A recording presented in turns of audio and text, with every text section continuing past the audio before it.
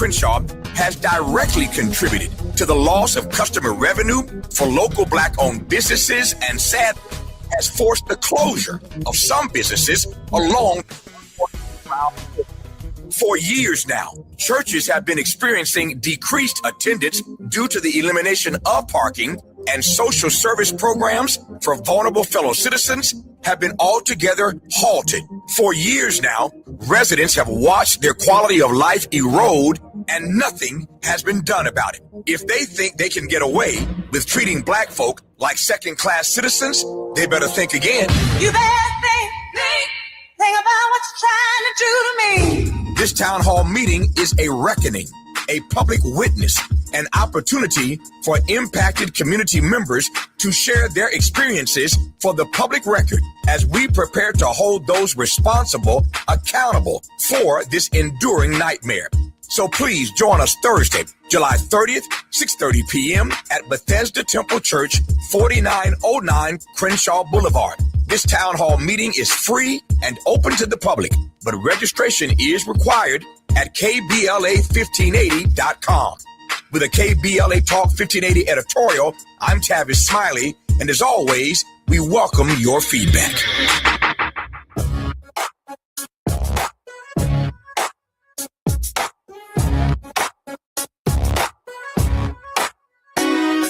The Jesse Jackson Jr. Show. Oh, oh, oh, oh, oh. The Jesse Jackson Jr. Show. Oh, oh, oh, oh, oh. The Jesse Jackson Jr. Show. Oh, oh, oh, oh, oh, oh. The Jesse Jackson Jr. Show. Oh, oh, oh, oh, oh. Come on and talk with me. Come on and listen to me. Come on and talk with me. Come on and listen to me. KBLA, Talk 15. 1080, download the app.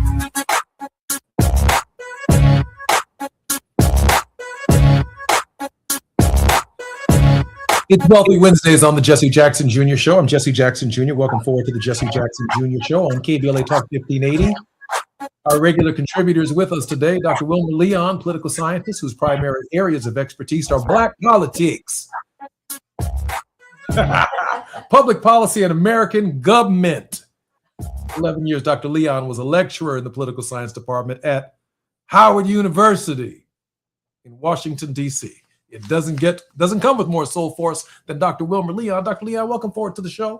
As always, good afternoon and greetings and welcome to your audience. Dr. Leon, as much as I want to opine in this hour, there are so many issues that we need to cover from one end of the world to the other, and you deserve that time. Dr. Leon, this is the third time that the power grid in Cuba has been out. What is Donald Trump and Marco Rubio setting us up for? Wow. The sanctions that have been placed upon Cuba are horrific. First of all, we have to understand them in the context of mass punishment, collective punishment, which is it's a human rights crime. Yeah, it's a human rights crime. It's a human rights violation. The United States has cut off the island of Cuba's access to oil, which means they can't generate electricity, which means refrigerators are off, hospitals can't perform surgery, food spoils, medicine spoils. It is a collective punishment against the people of Cuba. That is a crime against humanity. And we have to ask ourselves, why is the United States government doing this? And it's doing this very simply because they don't like the Castro family, even though the Castros are no longer, Fidel and his brother are no longer in power. Fidel isn't even alive. They claim this is a communist government, and with all of that chatter, all of that rhetoric, they need to let it go. They need to understand that Cuba is a sovereign nation and allow the people of Cuba to determine the politics of their own country. Dr. Leon, let me ask you this question. We have about 2 minutes before we come forward, so it's going to be fairly quick. What would it mean if the power to your refrigerator and the power to your freezer was shut down? Well, actually, I just had that problem last week and had to throw out a whole bunch of food.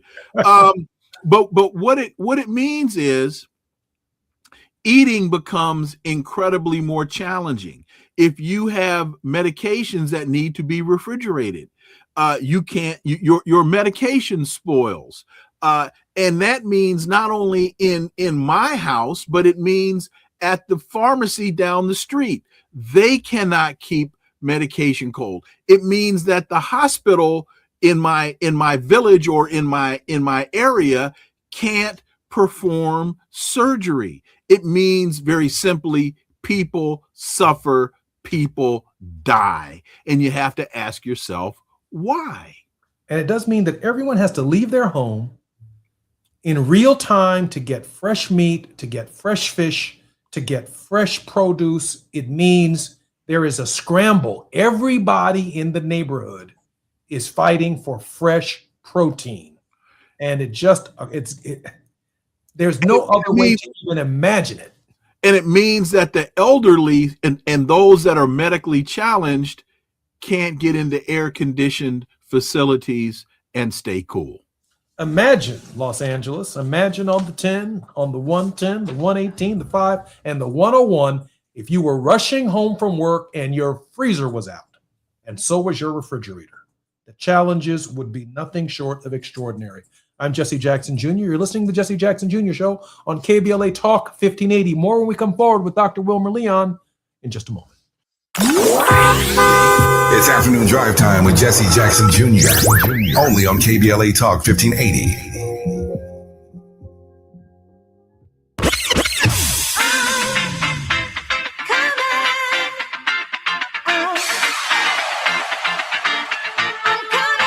She's sharp.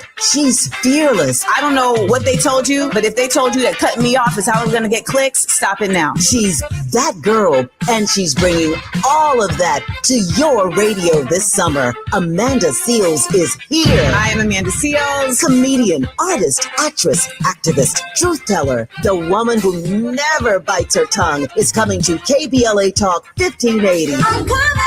And baby, the conversations are about to be unmatched. Every Friday, she's going to be lit noon to 2 p.m. and back again 4 to 6 p.m. starting Friday, July 17th. Only on KBLA Talk 1580. Amanda Seals, keeping it real, keeping it raw, and keeping it rooted. Politics, pop culture, Black excellence, the stuff they don't want us talking about. Amanda's talking about all of it. You keep interrupting me when I'm talking, and you don't want to hear the point that I'm going to make. The point that and you're yet you raising. want me to respect your point. And that's not how a debate works. This is not your average radio show. This is a Seals Summer.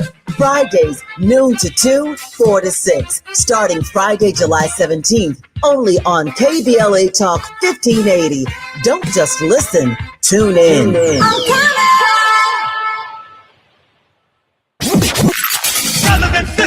You have something to say, and we want to hear it. KBLA Talk 1580 is engagement radio, not outrage radio. A place where your hopes, your frustrations, and your ideas are welcome 24 hours a day, 7 days a week. Real talk, real people, real Los Angeles. KBLA Talk 1580, the station that sounds like the city looks. Tune in on your AM radio dial at 1580. Download our free KBLA 1580 app or listen live on our website at KBLA1580.com. Unapologetically progressive.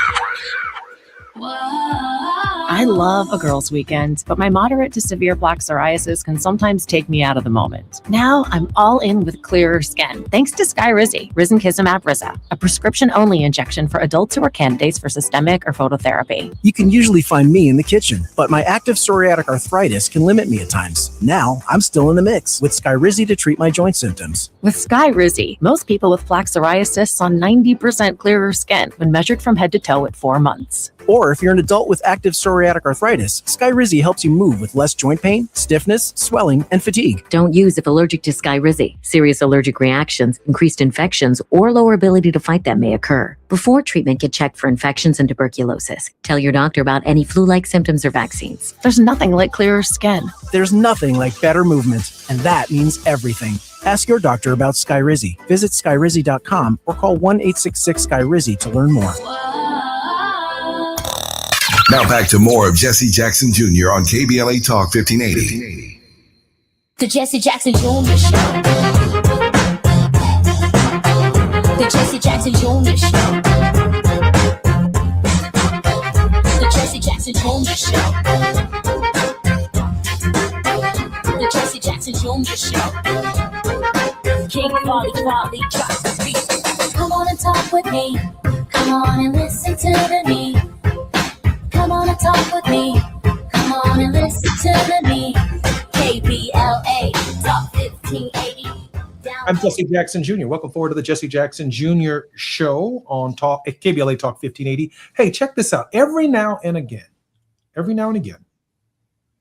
someone has to hit you in your head. And when they hit you in your head, you either concuss or you wake up to a new idea.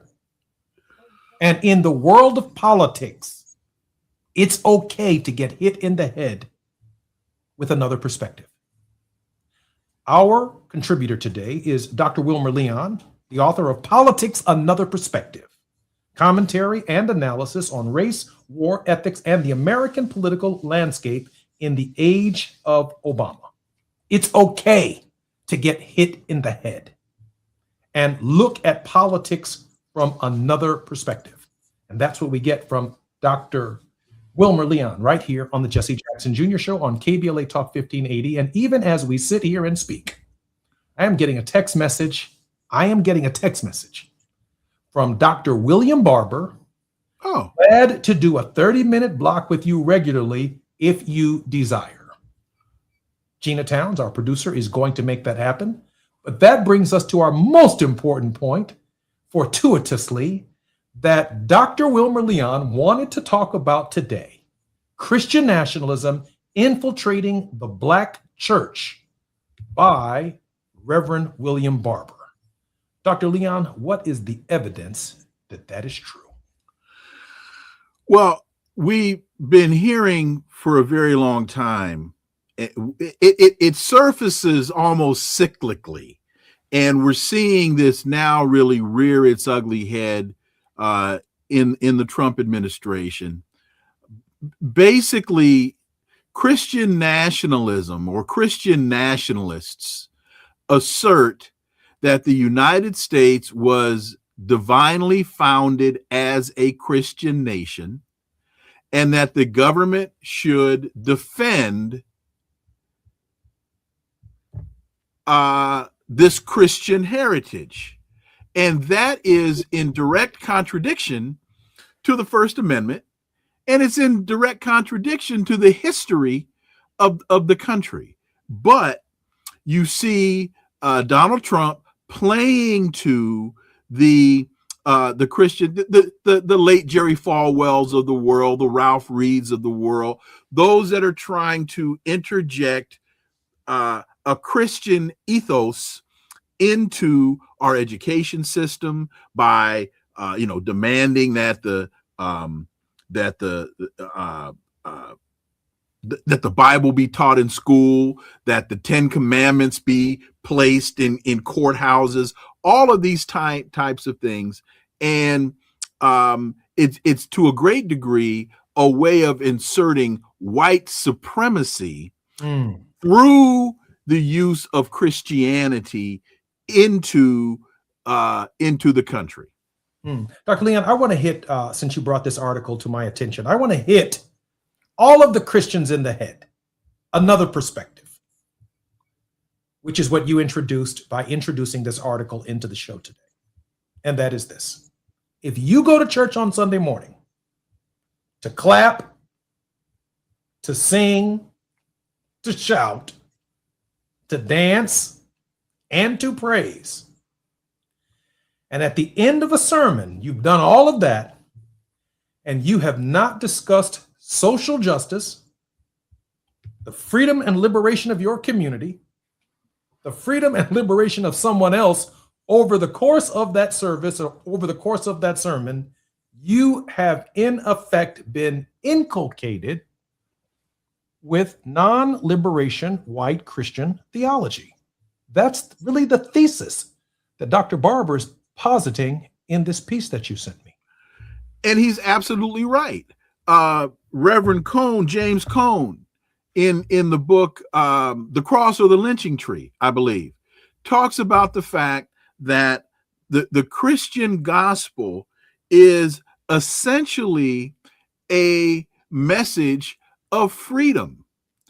Jesus of Nazareth, the Jesus of history, was a freedom fighter. And Reverend Cone also tells us that if your theology is not grounded in the liberation of your people, you're wasting your time. You're also being misled, bamboozled, and led astray. Hoodwinked. Hoodwinked, bamboozled, and led astray. So we've got to identify this for what it is, because we're being taken down a very misleading, very, very perilous, very white supremacist path if we don't understand what this MAGA Christianity, and you can even find it it represents itself in Christian Zionism, because this whole support for the Zionist colony of Israel, the genocide that is being imposed upon the Palestinians. So when you listen to Huckabee, Mike Huckabee, and Mike the Huckster Huckabee, promoting this whole Zionist issue, and that, you know, Jesus will return, and I mean all of that. What do they call that? The not the reckoning, but the what's the term? The resurrection? I'm drawing a blank on the term. But you know, the end of times, the end of the world, and that we're now in the midst of it. Apocalypse or exactly. All of that as a way of supporting the Zionist colony of Israel. At its core, it is white supremacy. I find that a very, very compelling argument. And I'm also reflecting in this moment about the rapture. That's what I was trying to get to. The rapture. I'm also reflecting in this moment when pastors say they don't want to register voters, or they don't want preachers or people to come, politicians, if you will, to come into their churches and talk politics. But then on the other hand, and I want you to pay close attention to this, not you, Dr. Leon, but to our listeners. When Tavis Smiley does his editorials and he sets the time and the clock runs out, and he says, we are having a town hall meeting to discuss what's taking place in the neighborhood or on the street right in front of us. We are gathering to discuss justice rolling down like righteousness of a mighty stream. That the investment that the city, that the county, that the government that was supposed to make right out in front of the radio station is something that needs to happen right now. Man, that's good theology, man.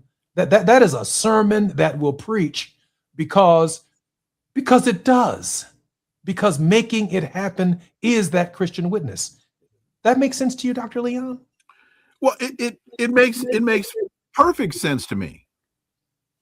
It makes perfect sense to me. And at the bottom of all of this, as you know, they love to recite the Pledge of Allegiance and put their hand over their heart, and they want to proclaim with liberty and justice for all.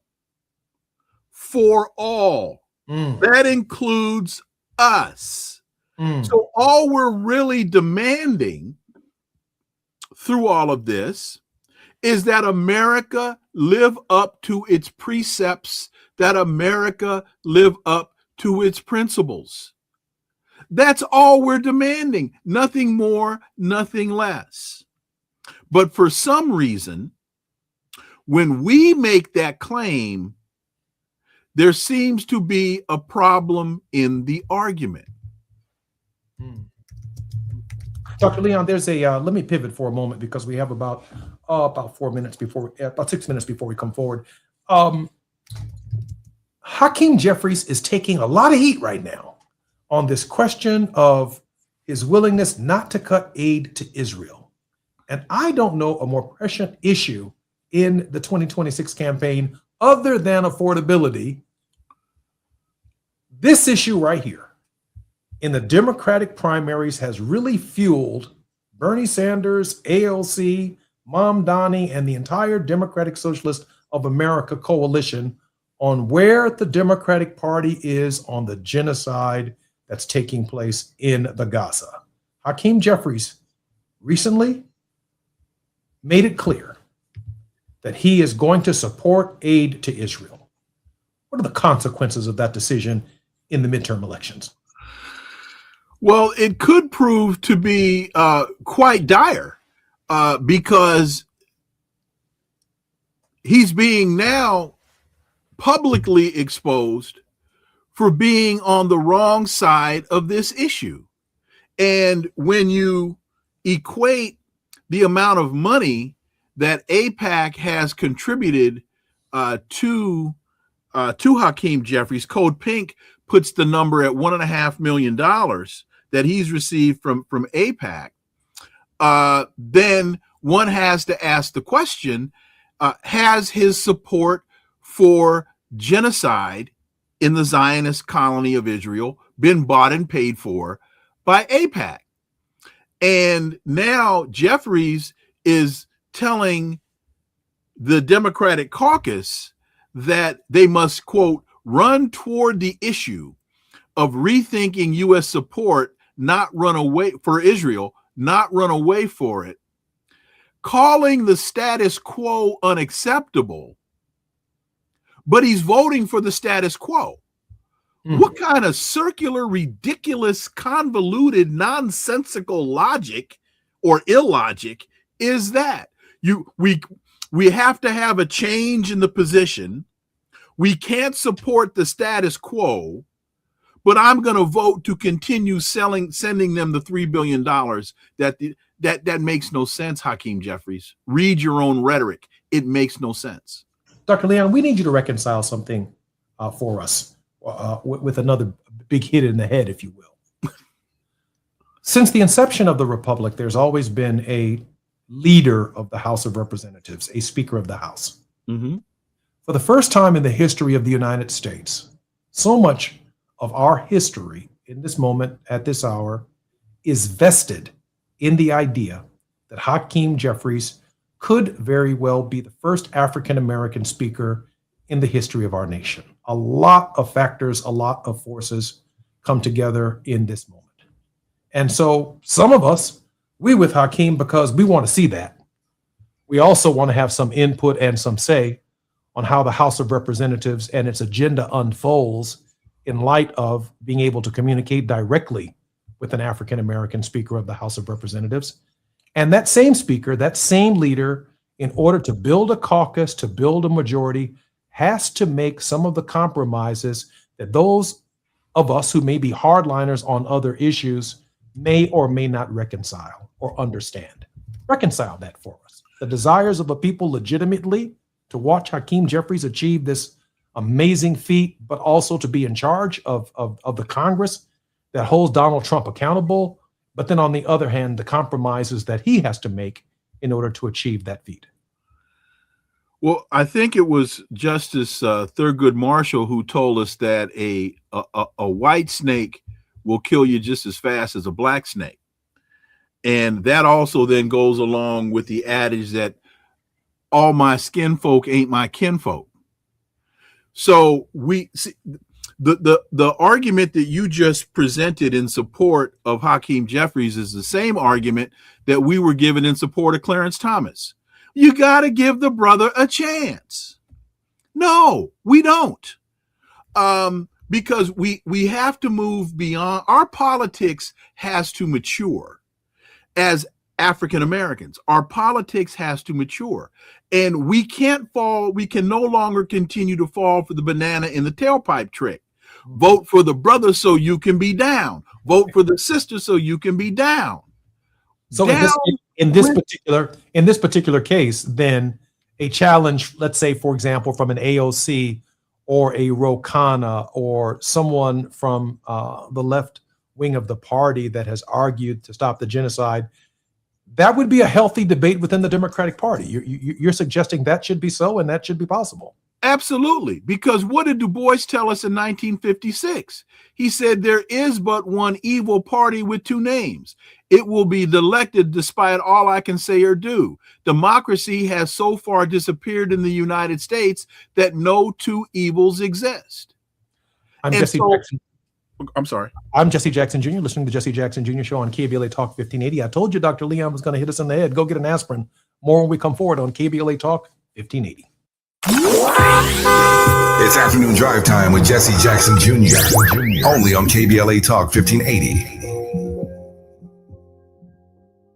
I'm Bree Wood with BIN News Now. White 19-year-old Lucas Roper in Dallas, Texas, has been arrested for evidence tampering in the drowning death of Black 18-year-old Daniel Irving, whose body was found in Lake Ray Hubbard in April. Dominique Alexander with the Next Generation Action Network. Tampering with the evidence charge is an outright disrespect to this family. The victim's family is demanding murder charges, alleging the suspect tried to cover up the incident by deleting messages from Irving's phone.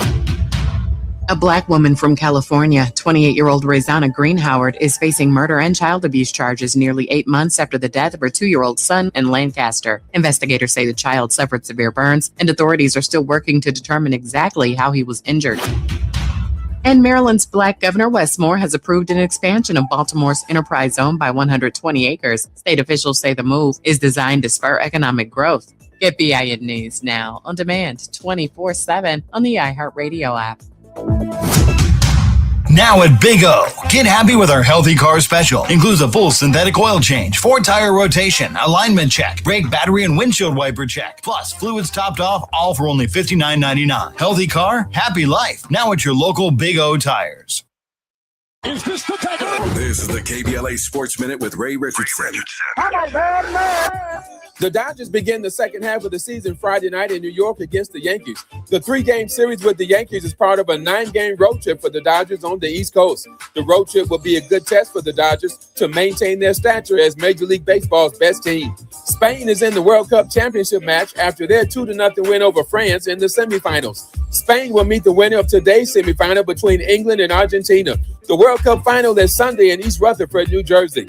The WNBA would prefer folks not to talk about this, but I'm going to mention it anyway. 65% of WNBA players are African American, but none of the 15 teams in the WNBA have an African American woman as their head coach. 7 of the head coaches are white women, 8 are men. The WNBA needs to work on this issue. No debates, no speculation, just the info you need. That's your KBLA Sports Minute. I'm Ray Richardson on KBLA Talk 1580. You can't fix what you won't face. And we face it every day. This is KBLA Talk 1580. We've got a lot to talk about. I'm Reverend Gerald, the life coach. Is someone you love struggling with addiction and mental illness? Is improving your family's health important? Want to leave a legacy that your family can grow? Are you ready to enhance your perception of life experiences? Then wake up weekends at 7 a.m. with Urban Family Focus and get the wisdom, opportunity, resources, and motivation to live your best life. Join the conversation on Urban Family Focus Saturday and Sunday at 7 a.m. Unapologetically progressive. KBLA Talk 1580. We've got your black. Ready to order? Yes. We're earning unlimited 3% cash back on dining and entertainment with the Capital One Saver Card. So let's just get one of everything. Everything? Fire everything. The Capital One Saver Card is at table 27 and they're earning unlimited 3% cash back. Yes, Chef! This is so nice. Had a feeling you'd want 3% cash back on dessert. Ooh, tiramisu. Earn unlimited 3% cash back on dining and entertainment with the Capital One Saver Card. Capital One, what's in your wallet? Terms apply. See CapitalOne.com for details. Oh no! Straight a roof down. Oh no, we have time. Please, God, save us. Save our house. Please, God, please. At KBLA Talk 1580, we haven't forgotten what happened Tuesday, January 7th, 2025. The trauma, processing the loss of our home. How do we address the compounding effect of the fire now more than 18 months later? I noticed one of my 3 children engaged in self-harm who hasn't been able to articulate the challenges that they've had since the fire. And 4 out of the 5 folks in our household are in therapy. 1 is not. And the one that's not is the one who I noticed with the marks on their person. This isn't okay. You need to talk to someone. Black historical memory keeps alive the stories and struggles of everyday people and communities. Black historical memory preserves truths that others attempt to erase, minimize, or distort. Black historical memory prevents history from repeating its worst chapters. At KBLA Talk 1580, we will never forget. Tune into Conversation Live, Altadena Rising with James Farr, weekends on KBLA Talk 1580. 1580. This November, you'll decide who leads California. So shouldn't you hear directly from the people asking for your vote? Join us for California Voices, a political town hall and ballot forum, Saturday, October 3rd, 2026. Meet candidates running for governor, lieutenant governor, attorney general, and other major statewide and local offices, including Mayor of Los Angeles, city attorney, and LA County Sheriff. Get clear, nonpartisan breakdowns of the propositions on your November ballot, both sides, no spin. and ask your questions directly in real conversation, face to face. California Voices is brought to you by KBLA Talk 1580 and the Empowerment Congress, giving you the information you need before you vote. Mark your calendar, Saturday, October 3rd, 2026, California Voices. Follow KBLA 1580 for details and download the KBLA 1580 app. Your vote, your voice. Be there. You're listening to Jesse Jackson Jr. on KBLA Talk 1580. The Jesse Jackson Jr. Show. The Jesse Jackson Jr. Show. The Jesse Jackson Jr. Show. The Jesse Jackson Jr. Show. King Volley, drop the beat. Come on and talk with me. Come on and listen to me. Come on and talk with me. Come on and listen to me. KBLA Talk 1580. Download the app. I'm Jesse Jackson Jr. Welcome forward to the Jesse Jackson Jr. Show on KBLA Talk 1580. Dr. Wilmer Leon is the host and producer of the nationally broadcast radio show Inside the Issues with Wilmer Leon on Sirius XM Satellite Radio Channel 126. Dr. Leon, welcome forward to the show. Good afternoon, and thank you very much for the invite. Greatly appreciate it. Dr. Leon, how can we support your work? Go to wilmerleon.com. You can find out everything you need there at the website. We'll just keep it simple. Just go to, you can communicate with me there, and tune in Saturdays from 11 to 2 p.m. Eastern on Sirius XM 126 Urban View for Inside the Issues with Wilmer Leon. You can support me there. Dr. Leon, a federal appeals court in Louisiana ended a decades-old desegregation order in the state of Louisiana. Now, I'm from Chicago, in the state of Illinois. I'm spending the next month and a half in Georgia. I assume, in Maryland. But the impact of a case that ends a desegregation order in Louisiana has national implications on the question decided in 1954, Brown versus the Board of Education. Obviously, Dr. Leon, it's on the docket. What does that say about where we're going, and how difficult would striking down Brown versus the Board of Education be to the constitutional order? I think it would be incredibly detrimentally impactful, especially when you tie it along with the undoing of the Voting Rights Act. A number of the elements that have enabled people of color, particularly African Americans in this country, to develop some semblance, some level of equality in this country, come through two major elements. One, through the vote, access to the franchise, the ability to express oneself politically and have that expression represented or manifesting itself through those that you elect to represent you. And the other element that has proven historically to assist African Americans in achieving some semblance of equality in this country is education. The one thing that my parents beat into me, literally and figuratively: you are not going to be a disruption to the learning process.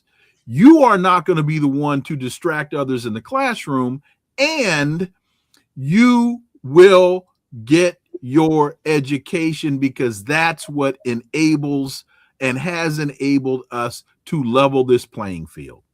And so that it's no surprise that both the Voting Rights Act and the Brown decision have been in the crosshairs of the Trump administration and those that subscribe to that racist mindset. My father once told me that there's no such thing as a narrow Supreme Court decision. No matter how tight the vote is, 5-4, 6-3, 7-2, there is no such thing as a narrow Supreme Court decision. And while the facts of Brown versus the Board of Education may center around access to education and the desegregation of schools, the principle and the holding of Brown versus the Board of Education is that the doctrine of separate and unequal is unconstitutional. When you strike down Brown versus the Board of Education, even with a fact pattern on desegregation, you also strike down the principle of separate and unequal. And that has consequences for Americans with disabilities, access to sidewalks and elevators and stairs and getting onto public transportation and accommodations. It has access for the LGBTQ community. It has implications for women. It has implications for people who are too tall and people who are too short. Its consequences are far-reaching beyond just the cases of education. Dr. Leon, Dad wasn't wrong, was he? Not at all.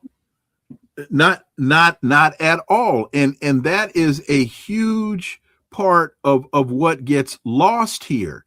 And it's also important to realize that one of the big issues with integrating schools has to do with the broader aspect of how are school districts created, and they're based or what is the one thing that has the greatest impact on the makeup of a school or school system, and that's housing patterns. And so part of the big problem that we find ourselves still dealing with in 2026 has to do with housing patterns. First of all, where people choose to buy homes, and then secondly, where they are allowed to buy homes, because we know that racism in housing, redlining, it may not be as blatant as it once was, but it is still alive and well and living in America. And so until we're able to address or eradicate the racism in housing patterns, you're still going to need government oversight to ensure that integration in schools and the equality in terms of funding for school systems continues. Dr. Leon, today when you buy a home, you buy a school district also, don't you?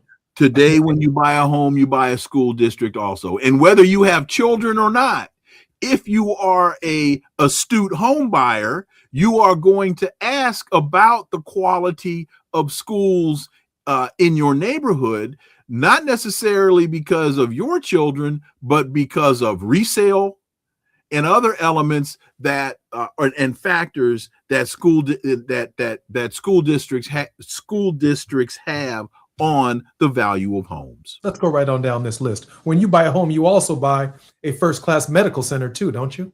You hope you can.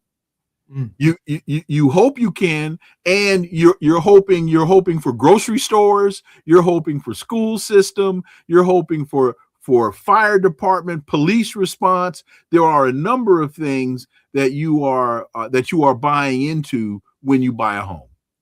And so when you strike down the idea that the school district next to you will have a multicultural education where they will teach you Latin and Greek and French and the English language, when they teach you Spanish, when they teach you various courses and subject matters, when you suddenly find out because the population of students at the school are not diverse and the quality of education at the school is not equal to the quality of education at some school district in some other place, it imperils not just the neighborhood and not just the housing stock, but the entire community, correct?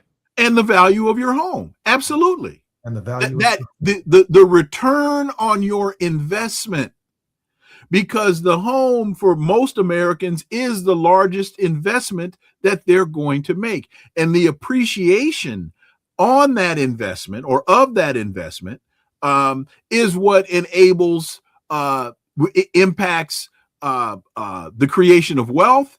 It impacts the intergenerational transference of wealth. There are a number of things that impact the value that value of that home impacts. So Brown versus the Board of Education, therefore, is not just about the integration of of colors of children in schools.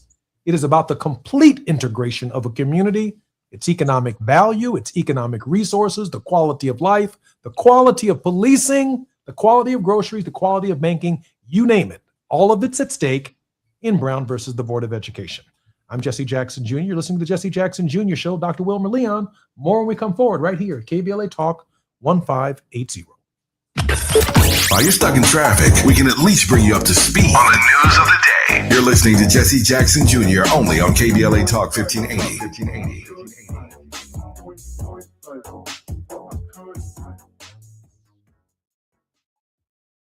Listen up, KBLA delegation. We have something you need to hear. Right now, you may qualify for low-cost home internet. And we're not talking about a catch. This is real. Many internet service providers offer low-cost internet plans if anyone in your household is enrolled in CalFresh, Medi-Cal, SSI, or is income eligible. There are a lot of families in our community who deserve to be connected. Here's all you do. Call 844-461-7893. That's the Get Connected call center. Real people ready to help you enroll today. Or go online to internetforallnow.org to find a provider near you. You may also qualify for a low-cost computer through Human IT. Connectivity is not a luxury. In 2026, it's a necessity, and you deserve access just like everybody else. Call 844-461-7893. That's 844-461-7893. KBLA's got you. If you missed any of this, you can always go to our website at KBLA1580.com. Brought to you by KBLA Talk 1580 in partnership with the California Emerging Technology Fund, CETF. I think my LADWP bill is due, but nothing's come in the mail yet. You still get paper bills? Yeah, it's how I keep track of things. Clearly, it's not working. You can't remember when it's due. You need to sign up for paperless billing. I get an email when my LADWP bill is due. I never have to wait on the mail, and I can see 7 years of bills in my online account. Plus, first-time signups get a $10 bill credit. $10 bill credit for new LADWP paperless billing signups. LADWP.com/paperless. Going to a World Cup match in LA this summer? Ditch the parking stress and ride Metro. With direct service from across LA County, it's the easy way to get there for just $1.75 each way. KBLA Talk 1580. We've got a lot to talk about.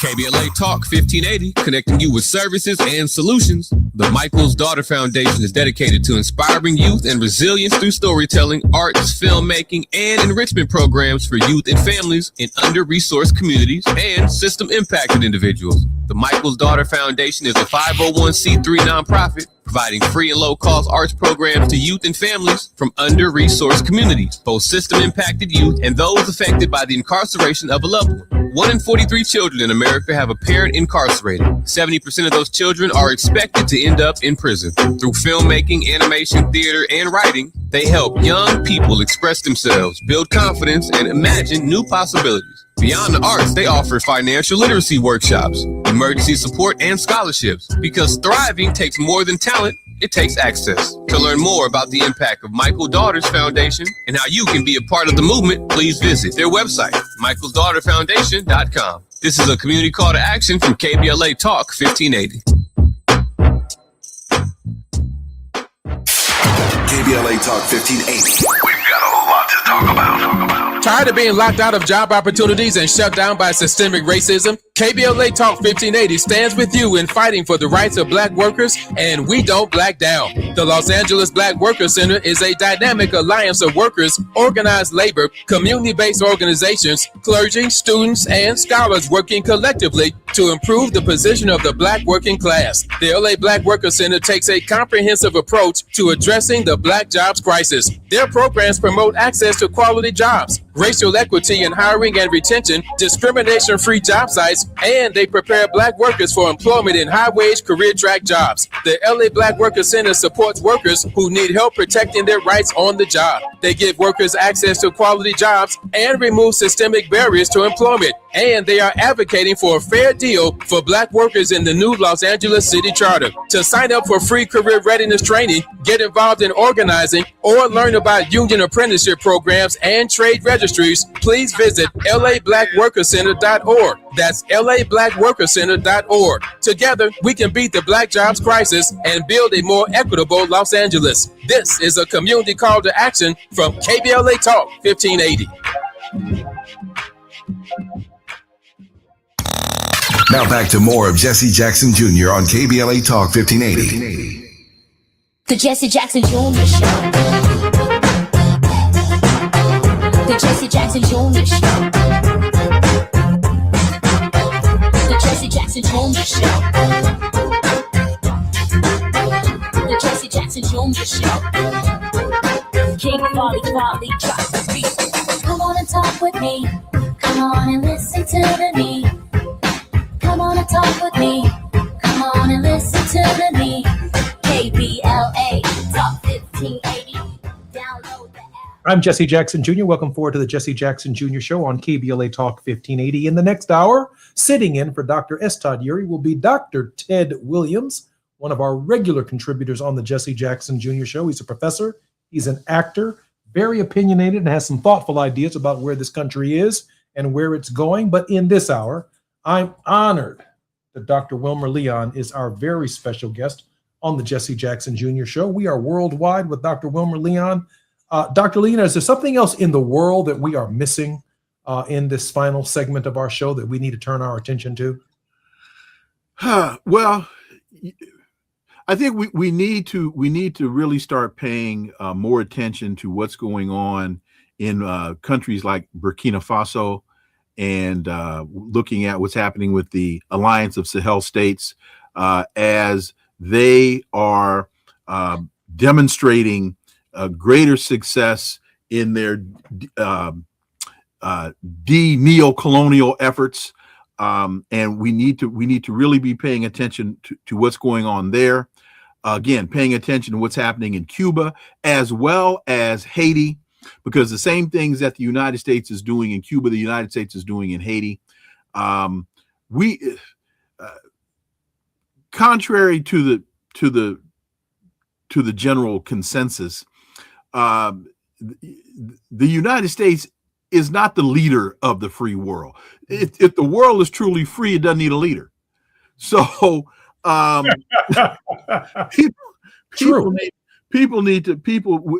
Americans truly need to be paying attention to this, because the global dynamic is shifting, and if we aren't paying attention to that shift, we are going to be behind the curve instead of being in front of the curve. The colonial project, since for the last 2,000, 3,000 years, has known more colonization than it has known the idea of freedom. The idea of freedom is, as you correctly stated, Dr. Leon, a relatively new concept, because the history of the world is far more manifest destiny. It's far more the expansionist theological logic that the Catholic Church itself is still coming to terms with, this doctrine of discovery. Like white folks are going around the world discovering black and brown folks and civilizing them. But the colonial project in the last 100 or so years, it has been on the retreat. Dr. Leon, do we see an expansion of the colonial project as we sit here in our own time and space? We see an attempt at the expansion of the project, and what we're finding is entities such as the BRICS, Brazil, Russia, India, South Africa, and China are stepping in and saying, we're not going this route anymore. We're not accepting this anymore. We need to be paying attention to this. The History Channel just ran a phenomenal piece on Custer and Custer's Last Stand. And folks, if you get a chance, take a look at this, because what happened in 1860 or 1840, whenever this took place, we're still trying to, the United States is still trying to build on this today. Look at what the United States did to the Lakota people. Look at what the United States did to the Sioux. And when they realized that they were going to have a problem defeating the Native Americans as the United States tried to expand westward, They saw that their primary source of sustenance was the buffalo. And so what did they do? What did the United States government do? It killed the buffalo. And that to me speaks volumes. They went from millions of buffalo to less than 500. They killed the buffalo so they could kill the Indian. Wow. They did it in the 1800s. They're doing it now. And I just saw a recent news article, I think on CNN, regarding efforts to relocate native horses from native lands, wild horses, to other lands, with Native Americans profoundly distraught and in a deep melancholy about the Department of the Interior and their movement. I just want to, before we get to your word of hope, share with our listeners the nature of the colonial project. When you think about the Strait of Hormuz, that too is part of the colonial project. The establishment of the State of Israel, the Balfour Agreement, part of the colonial project. The expansion of Israel into the West Bank and into the southern Lebanese territories, the colonial project.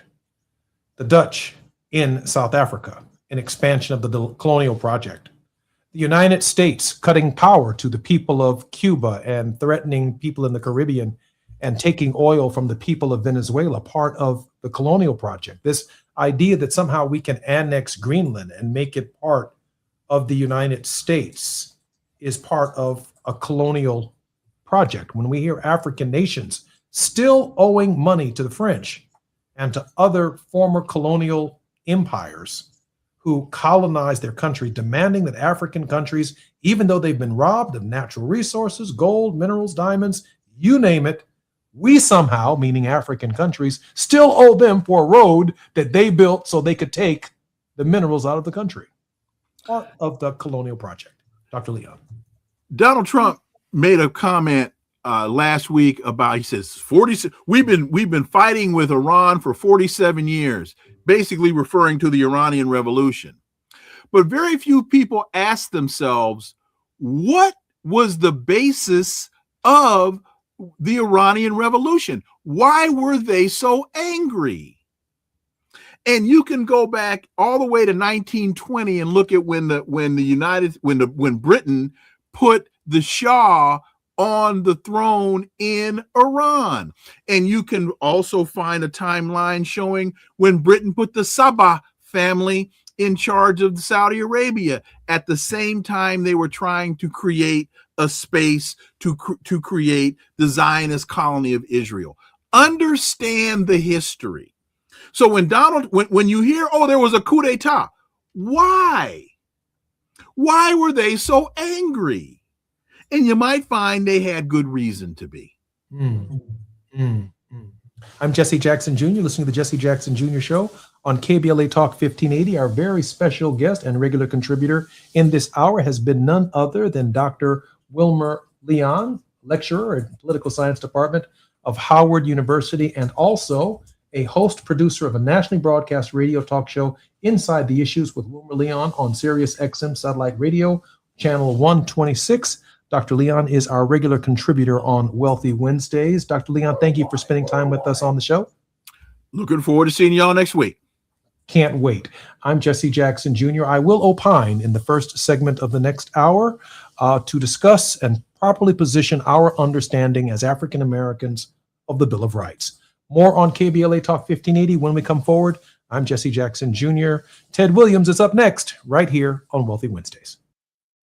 KBLA 1580 Santa Monica. I'm Bree Wood with BIN News Now. White 19-year-old Lucas Roper in Dallas, Texas, has been arrested for evidence tampering in the drowning death of Black 18-year-old Daniel Irving, whose body was found in Lake Ray Hubbard in April. Dominique Alexander with the Next Generation Action Network. Tampering with the evidence charge is an outright disrespect to this family. The victim's family is demanding murder charges, alleging the suspect tried to cover up the incident by deleting messages from Irving's phone. A Black woman from California, 28-year-old Raizana Greenhoward, is facing murder and child abuse charges nearly 8 months after the death of her 2-year-old son in Lancaster. Investigators say the child suffered severe burns, and authorities are still working to determine exactly how he was injured.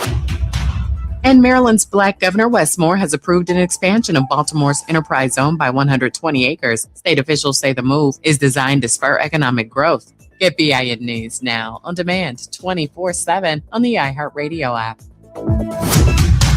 Now at Big O, get happy with our Healthy Car Special. Includes a full synthetic oil change, 4-tire rotation, alignment check, brake, battery, and windshield wiper check. Plus, fluids topped off, all for only $59.99. Healthy car, happy life. Now at your local Big O Tires. This is the KBLA Sports Minute with Ray Richardson.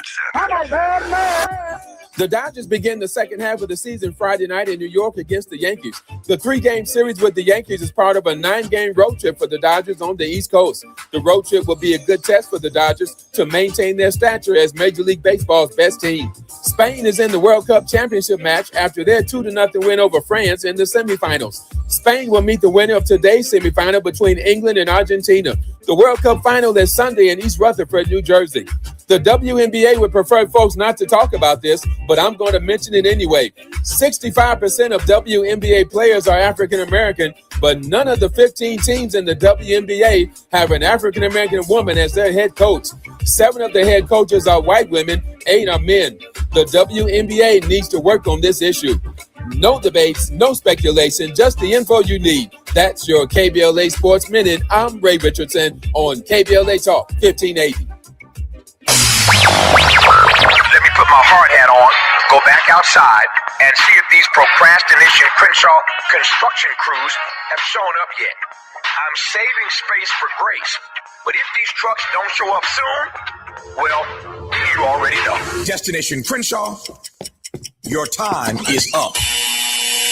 With a KBLA Talk 1580 editorial, I'm Tavis Smiley. KBLA Talk 1580 and Bethesda Temple Church invite residents, churches, businesses, and community leaders along the Crenshaw corridor to join a vitally important community conversation Thursday, July 30th, 6:30 p.m. at Bethesda Temple Church, 4909 Crenshaw Boulevard. For years now, this community has been living with unkept promises and the devastating effects of the unfinished Destination Crenshaw construction project, leaving residents, businesses, and churches to deal with myriad problems, including the loss of parking, restricted access, traffic congestion, and a lack of emergency vehicle access when it matters most. For years now, Procrastination Crenshaw has directly contributed to the loss of customer revenue for local Black-owned businesses and, sadly, has forced the closure of some businesses along this 1.3-mile corridor. For years now, churches have been experiencing decreased attendance due to the elimination of parking, and social service programs for vulnerable fellow citizens have been altogether halted. For years now, residents have watched their quality of life erode, and nothing has been done about it. If they think they can get away with treating Black folk like second-class citizens, they better think again. You better think about what you're trying to do to me.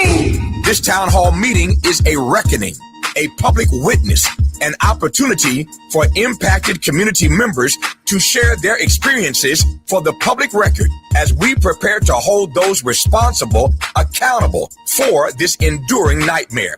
So please join us Thursday, July 30th, 6:30 p.m. at Bethesda Temple Church, 4909 Crenshaw Boulevard. This town hall meeting is free and open to the public, but registration is required at KBLA1580.com. With a KBLA Talk 1580 editorial, I'm Tavis Smiley, and as always, we welcome your feedback.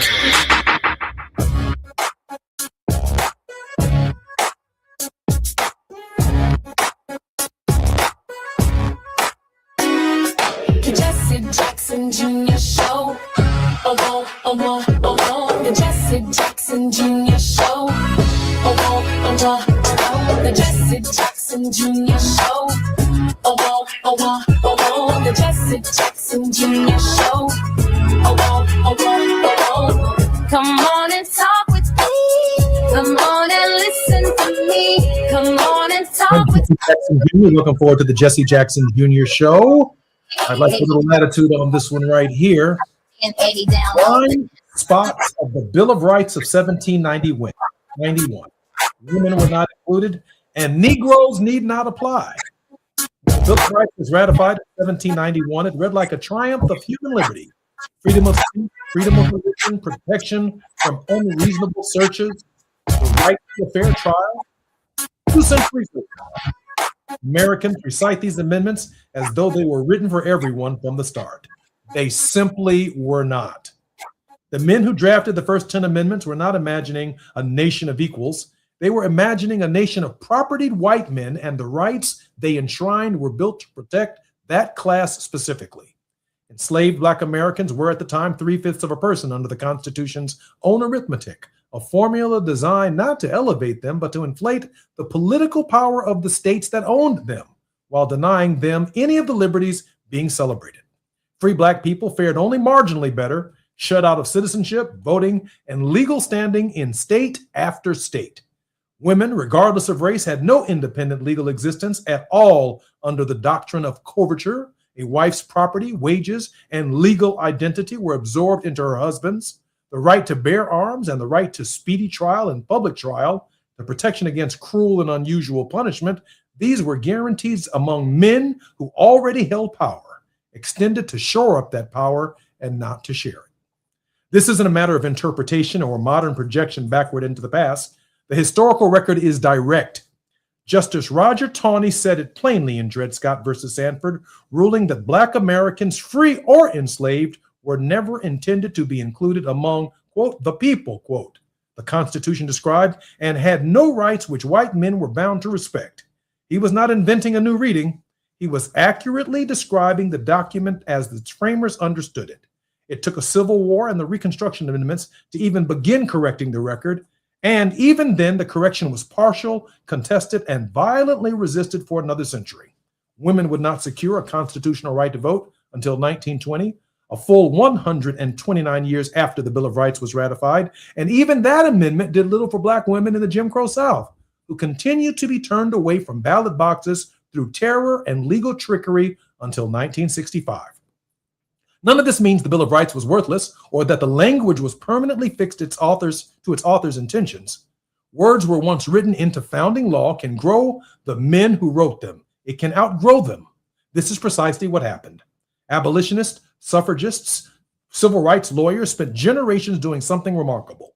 They took the language built to protect a narrow class of men and forced the nation to actually live up to its universal sounding promises.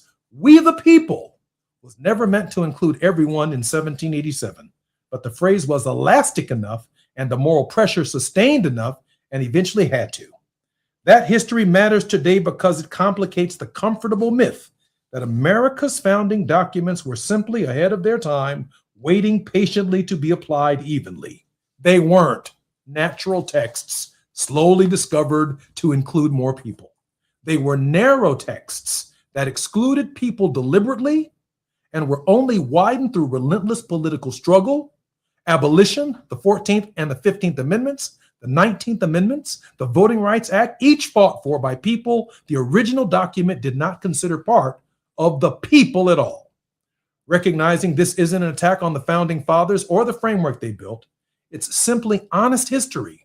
And honest history should make us less complacent, not more cynical. A right that had to be fought for a second and third time, long after it was supposedly guaranteed on paper is a fragile thing.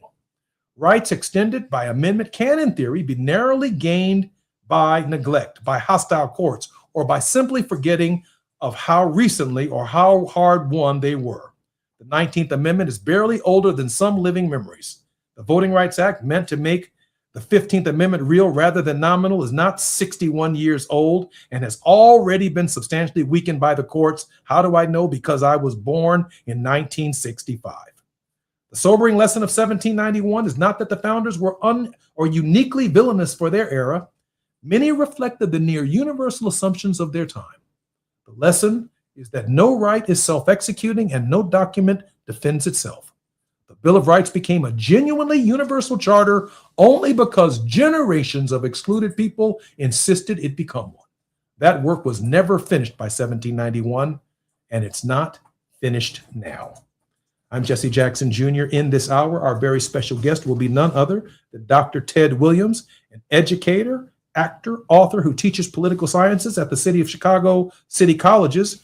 He's a graduate of the University of Chicago, Rutgers University, and Northern Seminary. He's an actor. NBC's Chicago PD, Showtime's The Chi, various films, plays, and commercials for companies including Empire Carpet, Cheerios, and Subway. I'm Jesse Jackson Jr. More on KBLA Talk 1580 with Dr. Ted Williams when we come forward. It's afternoon drive time with Jesse Jackson Jr. Only on KBLA Talk 1580.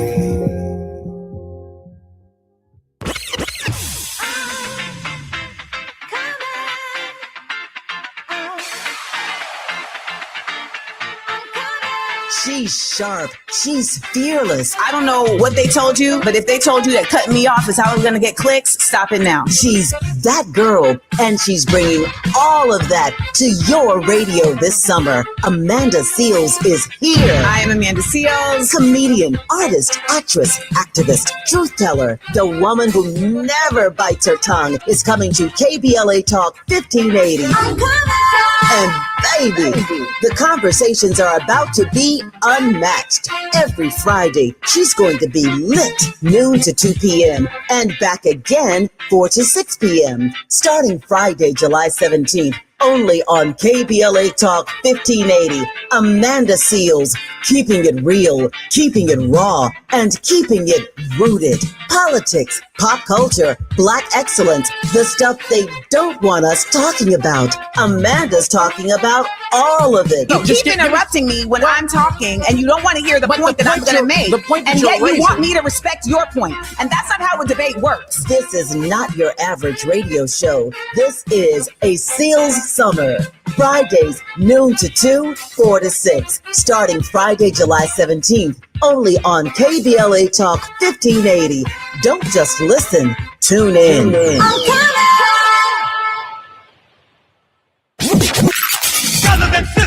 There is no denying that we've always been the conscience of this country. KBLA Talk 1580 is progressive talk radio built for our community, by our community, and with hosts who look like you, live near you, and care about what you care about. 50,000 watts of truth right here in Southern California. KBLA Talk 1580. Listen live on your AM radio dial at 1580 or stream us live on our KBLA1580.com website or on our free KBLA 1580 app. Unapologetically progressive.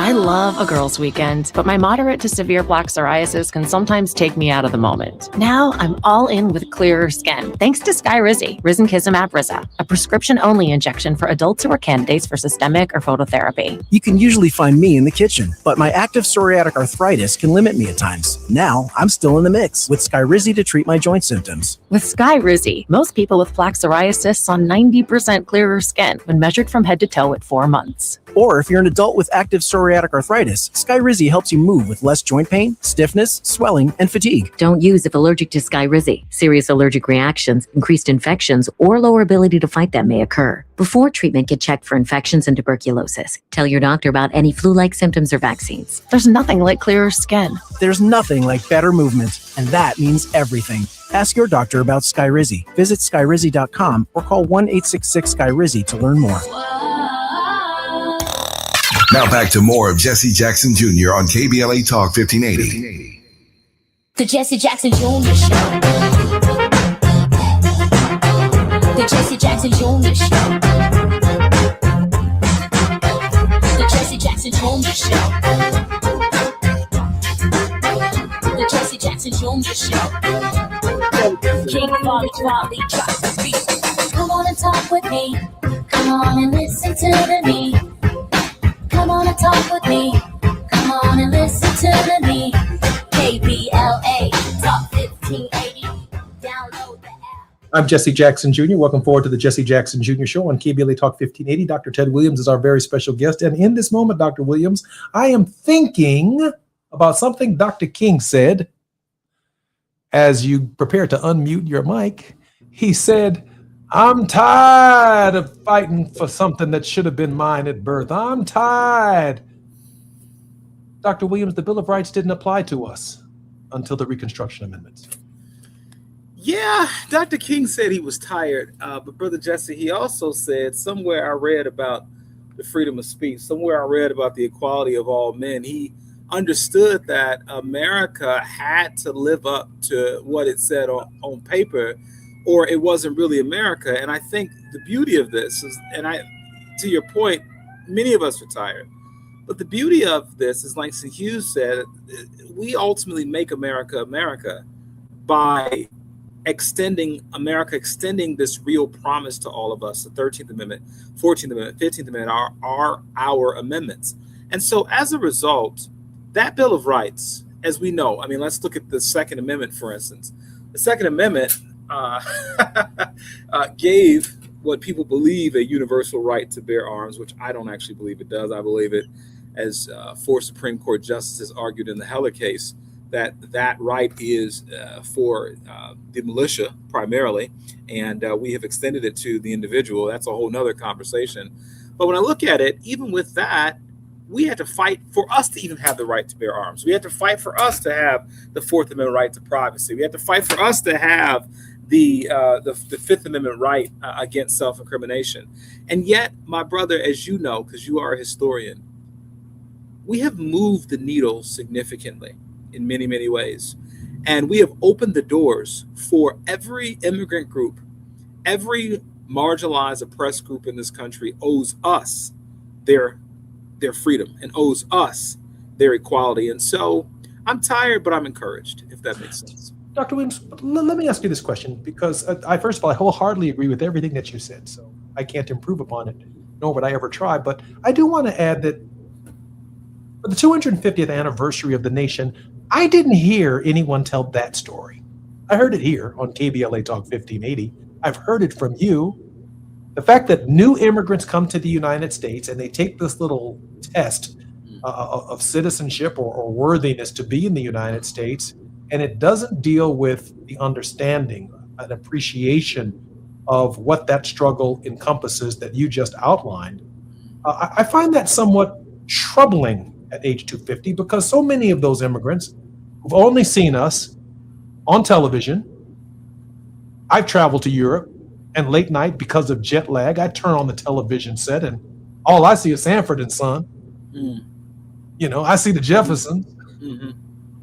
I might see, you know, something representative of the Cosby family or the Cosby kids, or that Dr. Ted Williams exists. We're basketball players in their minds, and that's about it. And that we're lazy and shiftless. Dr. Williams, our story is not penetrating, and it's not known around the world quite like we know it. It is not, however. We must keep, as your father said, we must keep hope alive, because I'm gonna say this to you. My work as an artist, we are pushing this. Your work as a media guru and commentator and educator yourself, I think we are moving the needle. And here, I believe, brother, is why. The problem that we're dealing with the lack of civic education around our issues is not just about our issues. If you were to walk up to the average American on the street and ask them a question about anything related to the Constitution, anything related to the political system, anything related to democracy, you would be heartbroken, maybe not surprised what comes about. But what you will see is that people are, Black, white, and all other ethnicities, very well aware of celebrity culture. So what do? The idea is, if you can't beat them, join them in certain ways. We have to figure out how to take what is popular among the masses of people and grab a hold of that and interject civic engagement, interject sort of moral education, interject this idea of civil rights. And I don't know how long I have on this planet, but I will say that every single person that I get a chance to educate, whether it's through the arts or in the classroom, and that occurs for them, I'm encouraged. I just sat with a group of 30 students today from all different ethnic backgrounds who literally said, Professor Williams, I didn't know a lot about this stuff when I came to your class 2 months ago. Now I want to get involved in the political process. Brother, that is encouraging enough for me to keep on keeping on. It should be, and we are grateful for that effort. But look at what we have to do to get young people or 30 people engaged in the process. That if Dr. Williams isn't speaking to 30 people specifically about what someone didn't know 2 months ago and the transformation of the individual 2 months later to an engaged citizen, I mean, there's no Democrat that's using their platform quite like Jesse Jackson did to mass educate people on participating in the process. I mean, this guy was speaking in 10 churches a Sunday. My dad, of course, I'm being reverent when I say this guy. He also wasn't home, right? But that's one of the sacrifices that came with it: educating people, registering people, inspiring people, giving them a reason to vote, even, if you will, guilt tripping them into vote. We lost Martin, we lost Medgar, we lost Viola Luizzo and Reverend James Reeb and brother down there in Marion, Alabama, the veteran, Jimmy Lee Jackson. We lost these people. And so you need to vote because they paid for this right to vote with their blood, with their sacrifice.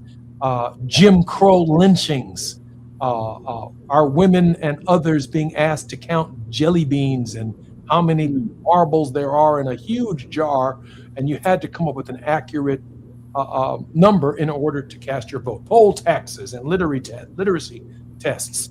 So this struggle runs contrary to the average education of an immigrant who comes to the United States, who obviously during the Depression found themselves in ghettos and barrios and trailer parks around the nation just like we did. We found ourselves in the same economic boat, but socially and culturally still divided, Dr. Williams, by race. Yeah, and so we, to your point, we have the work that must be done. I too, brother, am offended when people come to this country and they don't respect the contributions of the African American community who has literally bled and died so that people would have the rights. I mean, you think about this recent Supreme Court conversation about the 14th Amendment and what that actually meant, and how the Trump administration tried to use the idea that the 14th Amendment was only for us, that African Americans specifically, we care about African. I mean, come on, you all get out of here, right? And they tried to make the argument about domicile and loyalty to the United States, as if when you got freed from enslavement, you had any other option but to be sort of loyal to the place where you are, as if you had any economic option to go anywhere else or do anything. And so when we look at that, I am very comfortable with expanding the understanding of the 14th Amendment to include birthright citizenship, because to me, that is the expansion of democracy and what it means to be an American. And so to your point, it is very sad that people don't know, but I'm telling you, the pressures of a capitalist system make it so that this kind of civic education is not really germane to many people's everyday existence. And so as we look at not just on the individual level, what I'm doing in the classroom, what you're doing with people, that sort of thing, we look at institutionally what ought to happen, brother. And I believe that civic education ought to be mandatory. I think that we have to look at ways to expand this idea that people must be able to engage. Thomas Jefferson, who I am not a fan of, but he believed that education was about citizenship. He believed in citizen schools, because he realized you can't have a democracy if you don't have an educated populace. And so you and I must continue to not only do the work we're doing, but advocate for public policies that make this not only accessible, but mandatory for all people, or we will not have another 250 years. Dr. Williams, I'd like to make a pivot, and I can make this pivot because I know you can make the pivot with me. Yesterday, our very special guest on the program is Carmen Bolden Day, who lost her son, Jelani Day, under circumstances in downstate Illinois that were tragic. She came to our program yesterday as a witness for the trauma and all that families who lose their children under particularly circumstances where investigations end up going nowhere.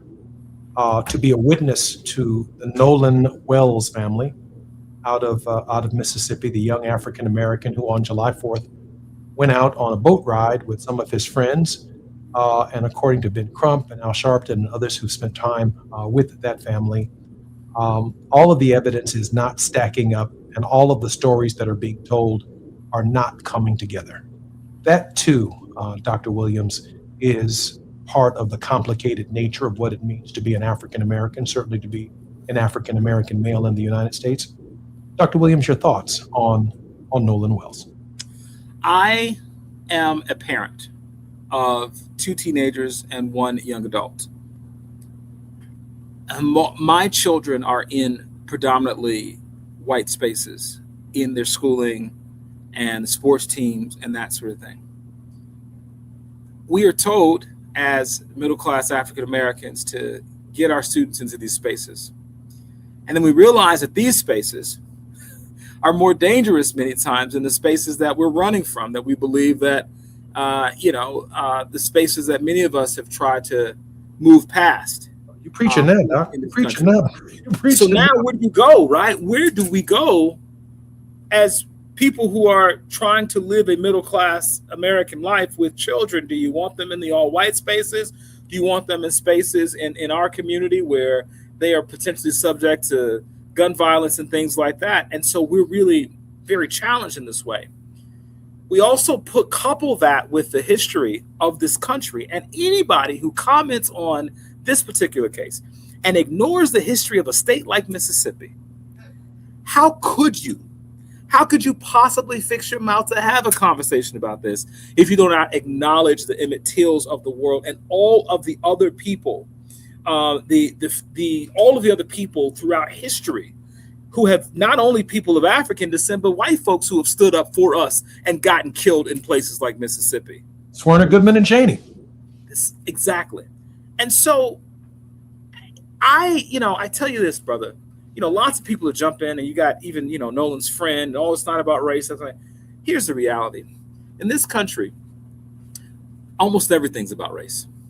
And so if you understand that in context, we can wait until the facts come out. We can operate in love. I believe that the mother and the father in this case are very level-headed people, a lot more level-headed than I would be in this situation, to be honest with you. And yet we recognize that everything has to be looked at in context. I am very concerned. I grew up in those environments, brother. I went to all-white private high schools, country club membership, all that stuff. And I was around a lot of people who did not look like me growing up. And I knew that there were certain times where I felt like I was not protected and I had to protect myself. And so to suggest that in any way, shape, or form that this young man is not connected to that full history is, I think, very irresponsible. I can tell you, I am so encouraged by the people in our community who have stood up, who've tried to say, we're going to get to the bottom of this and we support this family. And that's what we have to continue doing. That's Ben Crump. Kudos to Ben Crump. That's Byron Allen. Kudos to Byron Allen, Colin Kaepernick. Colin Kaepernick, Tyler Perry, all of these folks. Perry, they came to the family's aid, and we have to do that. And it's a shame that we have to do that in 2026, brother, but we do what we have to until we can do what we want. Carmen Bolden brought up the support that comes from the community during these tragedies and how much that alleviated much of the personal suffering. But every single day, it does not get better as a result of what has happened and the unanswered questions that these families have to live with.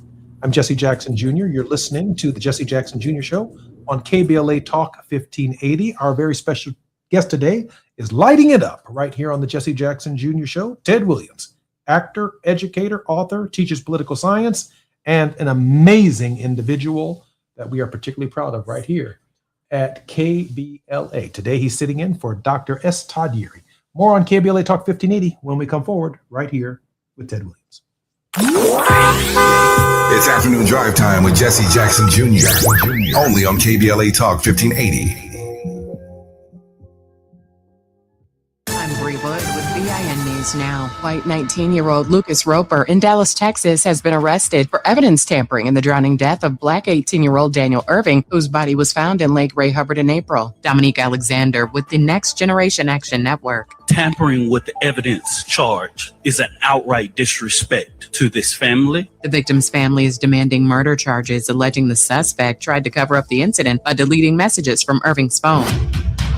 A black woman from California, 28-year-old Raizana Greenhoward, is facing murder and child abuse charges nearly 8 months after the death of her 2-year-old son in Lancaster. Investigators say the child suffered severe burns, and authorities are still working to determine exactly how he was injured. And Maryland's Black Governor Wes Moore has approved an expansion of Baltimore's enterprise zone by 120 acres. State officials say the move is designed to spur economic growth. Get BIN News now on demand 24/7 on the iHeartRadio app. Now at Big O, get happy with our Healthy Car Special. Includes a full synthetic oil change, 4-tire rotation, alignment check, brake, battery, and windshield wiper check. Plus, fluids topped off, all for only $59.99. Healthy car, happy life. Now at your local Big O Tires. This is the KBLA Sports Minute with Ray Richardson. The Dodgers begin the second half of the season Friday night in New York against the Yankees. The 3-game series with the Yankees is part of a 9-game road trip for the Dodgers on the East Coast. The road trip will be a good test for the Dodgers to maintain their stature as Major League Baseball's best team. Spain is in the World Cup championship match after their 2-0 win over France in the semifinals. Spain will meet the winner of today's semifinal between England and Argentina. The World Cup final is Sunday in East Rutherford, New Jersey. The WNBA would prefer folks not to talk about this, but I'm going to mention it anyway. 65% of WNBA players are African American, but none of the 15 teams in the WNBA have an African American woman as their head coach. 7 of the head coaches are white women, 8 are men. The WNBA needs to work on this issue. No debates, no speculation, just the info you need. That's your KBLA Sports Minute. I'm Ray Richardson on KBLA Talk 1580. We don't do ordinary. This is KBLA Talk 1580.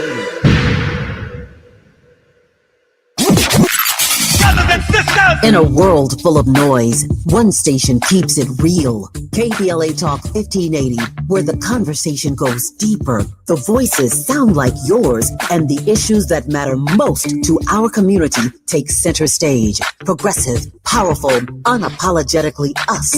Whether you're driving through the city or tuning in from your home or office, join the public square. KBLA Talk 1580, your home for talk that enlightens, encourages, and empowers. Listen live on our free KBLA 1580 app, on our website at KBLA1580.com, or on your radio dial at 1580 AM. Unapologetically progressive.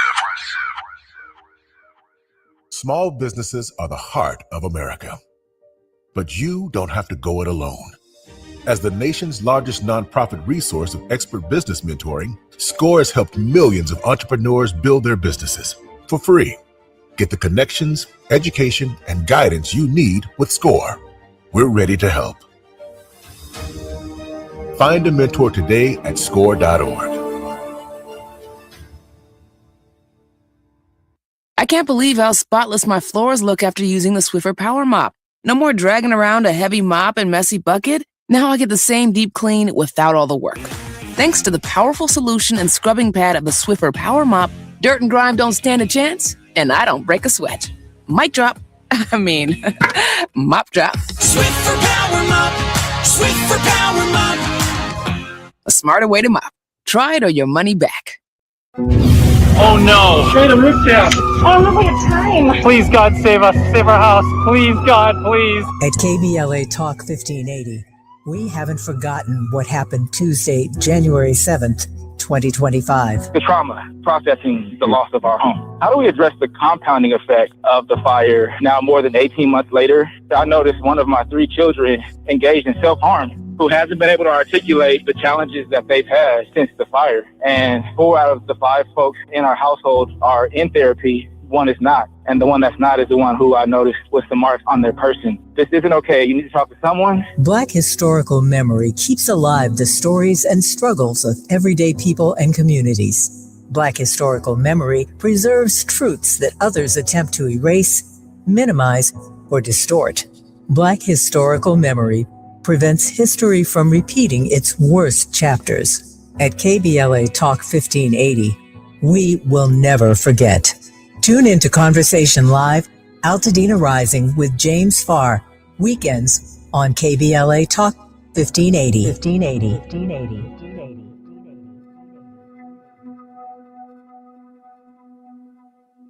Let's do this. We're heading into one of the most important election seasons in a generation. And with so much on the line, your healthcare, your economy, your neighborhood, you deserve more than sound bites. You deserve the full story. KBLA Talk 1580 is your trusted voice for political coverage, commentary, and conversation. From local races to national headlines, we bring you the insight and perspective you need to make sense of it all and make your voice heard. Between now and November, a lot will happen. A lot will change. But one thing won't.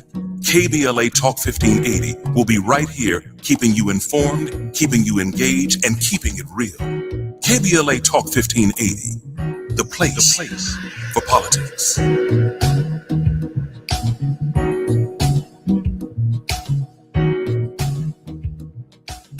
This November, you'll decide who leads California. So shouldn't you hear directly from the people asking for your vote? Join us for California Voices, a political town hall and ballot forum, Saturday, October 3rd, 2026. Meet candidates running for governor, lieutenant governor, attorney general, and other major statewide and local offices, including Mayor of Los Angeles, city attorney, and LA County Sheriff. Get clear, nonpartisan breakdowns of the propositions on your November ballot, both sides, no spin.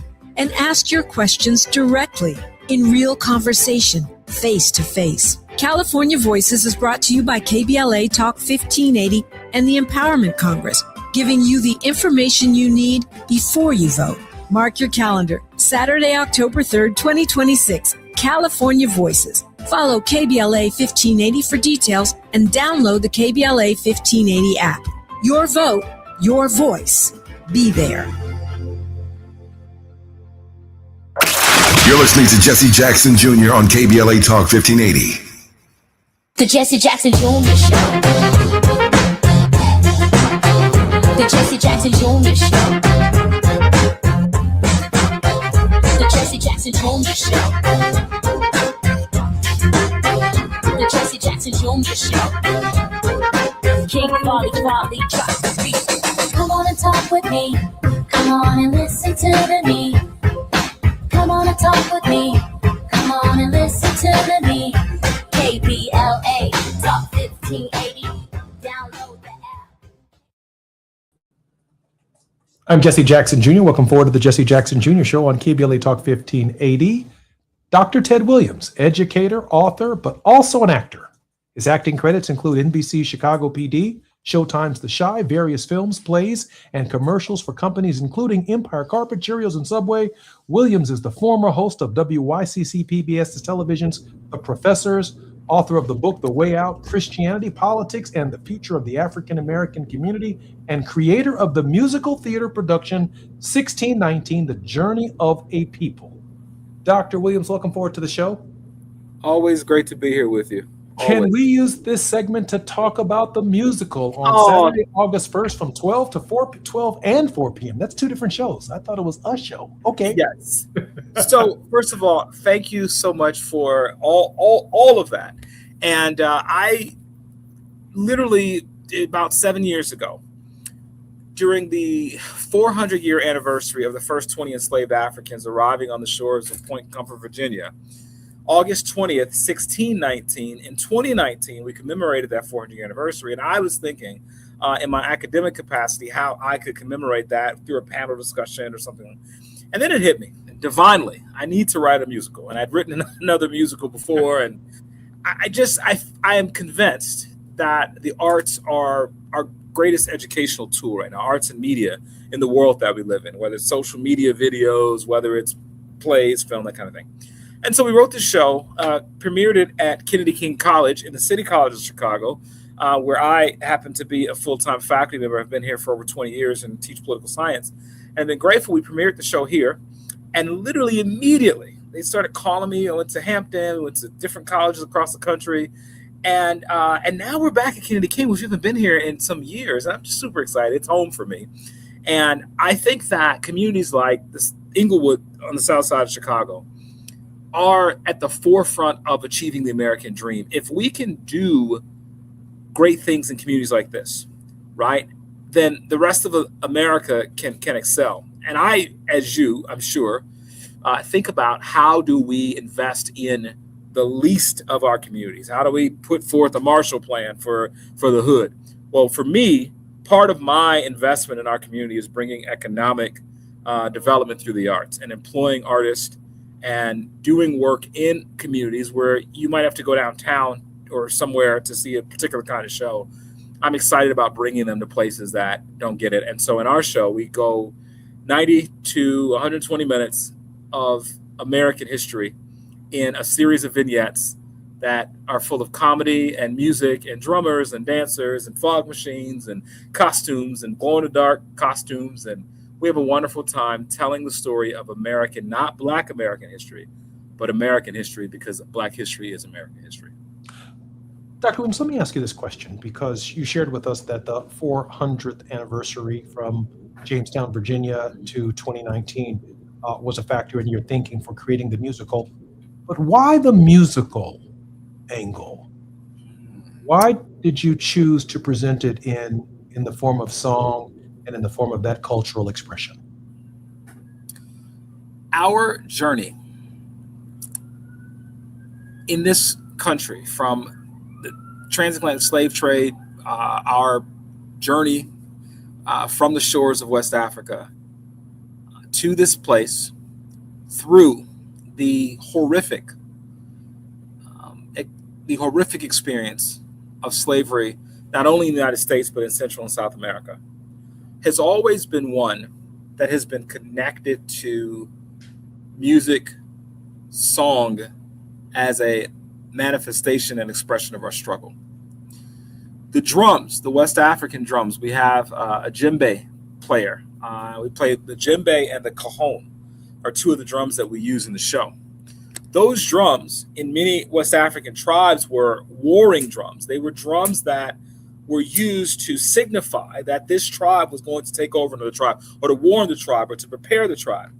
Well, that rhythm went across the Atlantic and landed here in our Negro spirituals of the 1700s and 1800s, moved into our blues and jazz music, manifests itself today in our hip hop culture.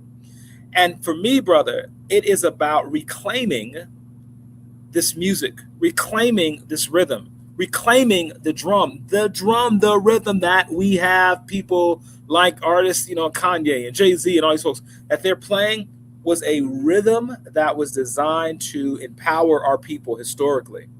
I think that the forefront of this battle for the heart and the mind of African Americans and the American community as a whole must be fought with the weapons of artistry.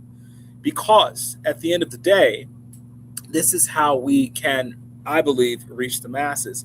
And what I've tried to do in this show is I've tried to hit them with everything. I've got hip hop in the show, and blues and jazz and soul and gospel and da-da-da-da. And my thing is that if you don't like what I'm doing with hip hop, the song will be over in 3 minutes. There'll be something completely different that you'll like then. And then that song will be over in 3 minutes, and there'll be something else.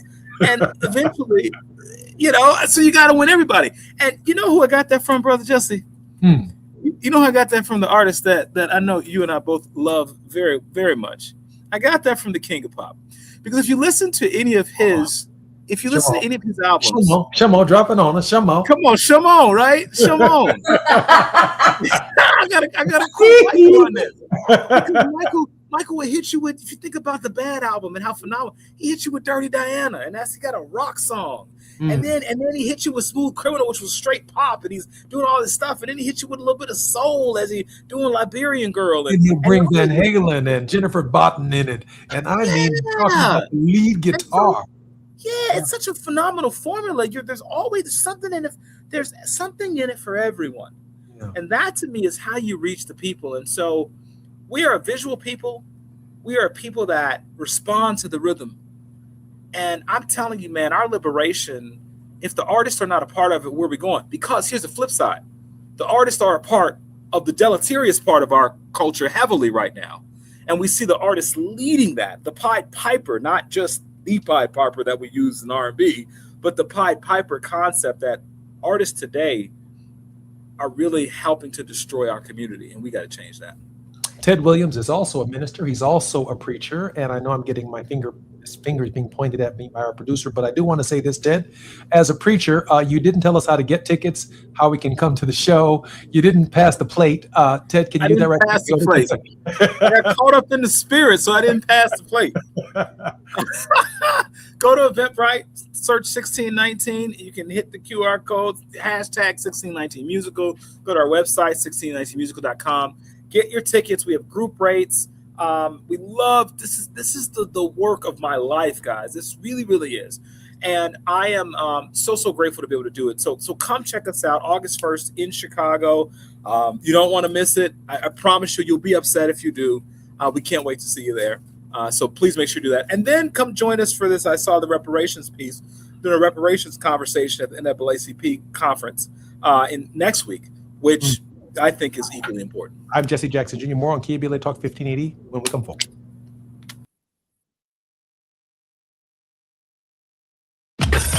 While you're stuck in traffic, we can at least bring you up to speed on the news of the day. You're listening to Jesse Jackson Jr. only on KBLA Talk 1580.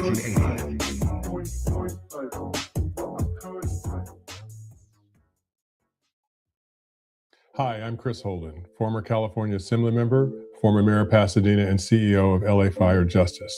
I've spent my career fighting for our communities. When I saw Edison celebrating $4.5 billion in profits while Eaton Fire survivors struggle to make ends meet, it made me simultaneously sick and furious.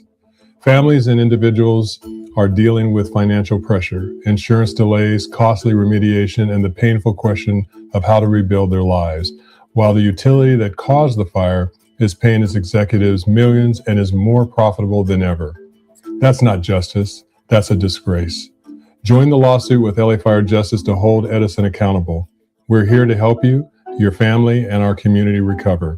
Visit lafirejustice.com today to learn more about your eligibility and how to start. Advertisement. Douglas Boxer, 221 East Walnut Street, Suite 100, Pasadena, California, 91101 is the attorney responsible for this ad. LA Fire Justice is proud to sponsor Conversation Live, Altadena Rising with James Farr on KBLA Talk 1580. KBLA Talk 1580. We've got a lot to talk about.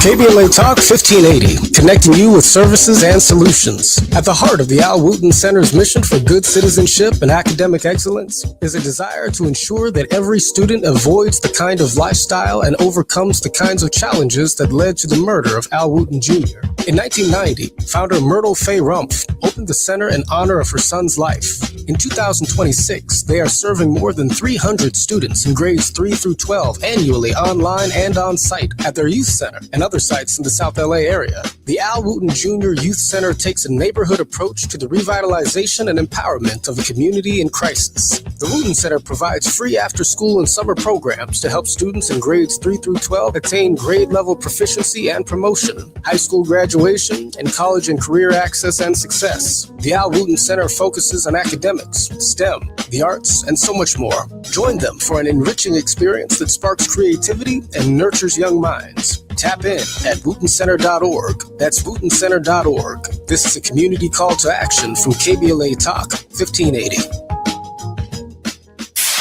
KBLA Talk 1580. We've got a lot to talk about.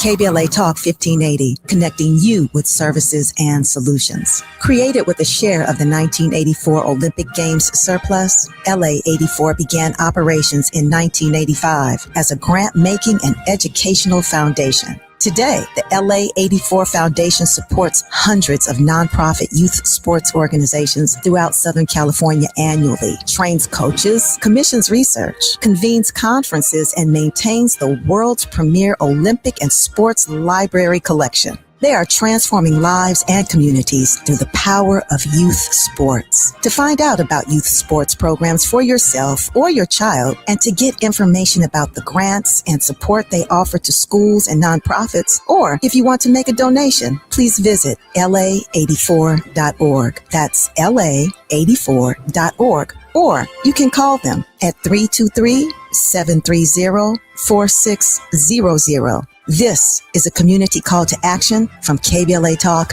1580. If you have unfiled taxes or are in debt to the IRS, this is important news. Did you know the IRS has programs specifically designed to help people struggling with tax debt? Powerful tax assistance programs that can save you thousands if you qualify. No one knows these programs better than the experts at Optima Tax Relief, America's most trusted tax resolution firm. A-rated by the Better Business Bureau, their award-winning tax attorneys and licensed professionals have resolved over $3 billion of tax debt for their clients. One call to Optima can start the process, helping to put an end to your worries about wage garnishment, asset seizure, and other aggressive IRS actions. Find the best options to solve your tax problems. Call the experts at Optima Tax Relief today for a free consultation. Call 800-919-9077. 800-919-9077. 800-919-9077. Optima Tax Relief. Some restrictions apply. For complete details, please visit OptimaTaxRelief.com. Now back to more of Jesse Jackson Jr. on KBLA Talk 1580. The Jesse Jackson Jr. Show. The Jesse Jackson Jr. Show. The Jesse Jackson Jr. Show. The Jesse Jackson Jr. Show. King Quality, drop the beat. Come on and talk with me. Come on and listen to the beat. Come on and talk with me. Come on and listen to the beat. KBLA Talk 1580. Download the app.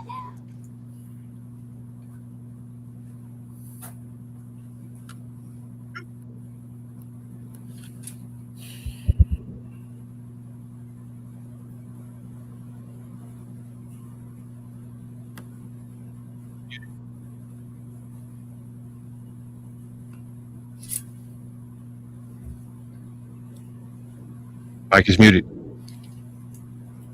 Thank you very much for that. I guess I can start from the very top.